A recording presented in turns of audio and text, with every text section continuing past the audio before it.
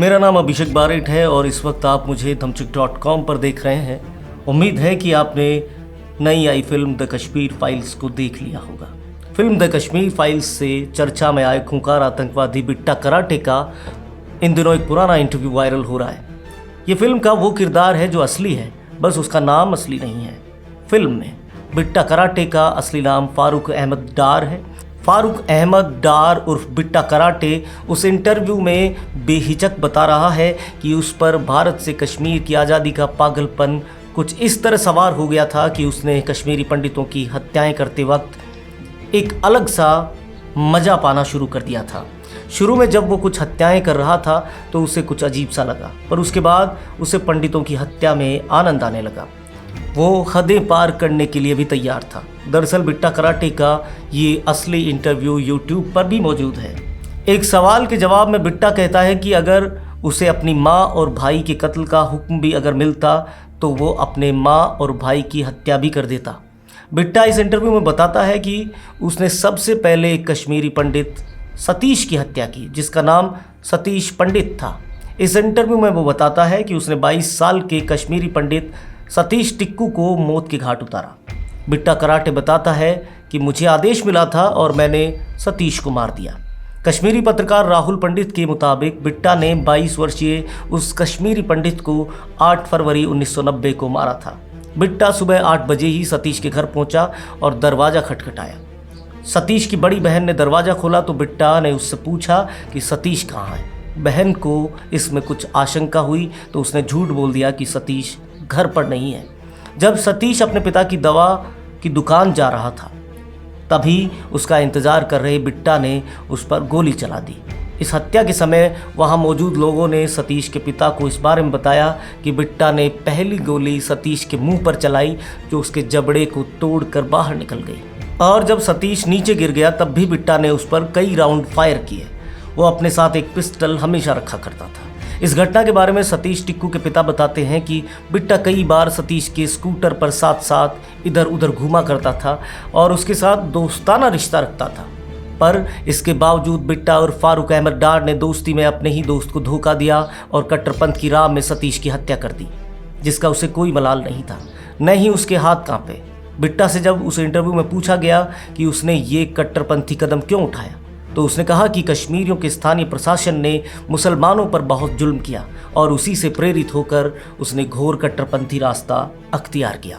आपको बता दें कि फारूक अहमद और बिट्टा जैसे किसी भी आम आदमी पर कभी कोई जुल्म नहीं किया गया था, बल्कि उन्हें आतंकवादियों ने यह समझाया कि कश्मीर पर उनका हक है और कश्मीरी पंडितों के रहते उनका आज़ाद कश्मीर का सपना पूरा नहीं हो सकता, जो कि पूरे तरह से आज़ाद इस्लामिक स्टेट बनाया जाएगा।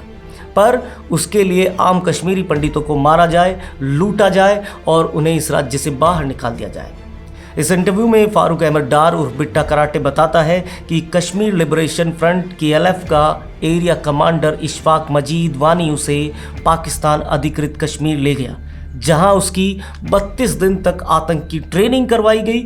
उस आतंकी कैंप से लौटने के बाद उसने एरिया कमांडर मजीद वानी के आदेशों के मुताबिक कश्मीरी पंडितों का कत्लेआम करना शुरू किया।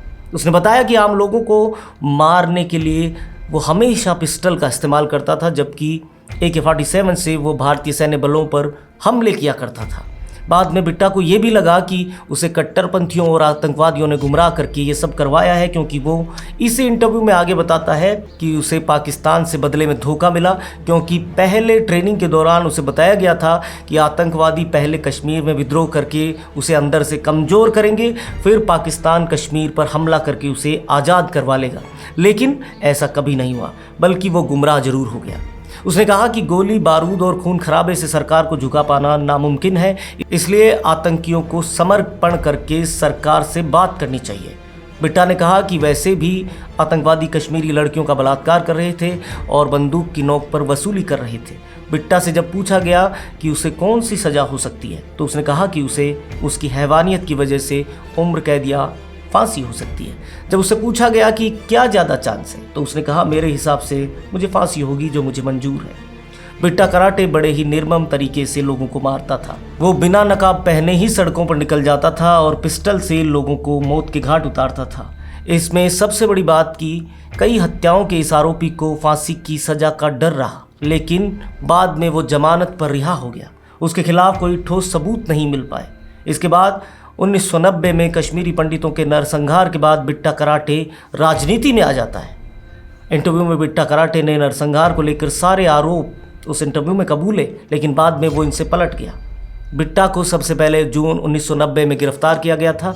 वो 2006 यानी 16 साल तक जेल में रहा। साल 2006 में उसे जमानत पर रिहा करते हुए टाडा कोर्ट के जस्टिस एंडी वानी ने कहा, अदालत इस तथ्य से अवगत है कि आरोपियों के खिलाफ गंभीर आरोप है जिसमें मौत की या फिर आजीवन कारावास की उन्हें सजा हो सकती है, लेकिन एक तथ्य ये भी है कि अभियोजन पक्ष ने मामले में सही तरीके से बहस करने में दिलचस्पी नहीं दिखाई, लिहाजा बिट्टा को जमानत दी जाती है। आपको ये जानकर और भी बड़ा झटका लगेगा कि पुलवामा हमले में भी फारूक अहमद वानी उर्फ बिट्टा गुनहगार था। जेल से छूटने के बाद Bitta Jammu Kashmir liberation front JKLF में शामिल हुआ। आज भी वो जम्मू कश्मीर में ही है। वही पुलवामा हमले के बाद बिट्टा को आतंकवादी विरोधी कानूनों के तहत कार्रवाई करते हुए टेरर फंडिंग के आरोप में 2019 में NIA ने गिरफ्तार भी किया था। कश्मीरी पंडितों पर किए गए जुल्म और हैवानियत की कहानी को जिस तरह से विवेक रंजन अग्निहोत्री ने फिल्म द कश्मीर फाइल्स में दिखाया है, उसे देखकर हर कोई सिहर उठा है और कश्मीर के निर्दोष पंडितों के लिए पूरा देश अब एक साथ खड़ा नजर आता है। हमारा ये वीडियो आपको कैसा लगा, ये आप हमें कमेंट सेक्शन में ज़रूर लिखकर बताएं। साथ ही हमारे चैनल को सब्सक्राइब करें, बेल आइकन को प्रेस करें। फिर मिलेंगे, शुक्रिया। Please subscribe and don't forget to press the bell icon to get notified whenever we upload a new video.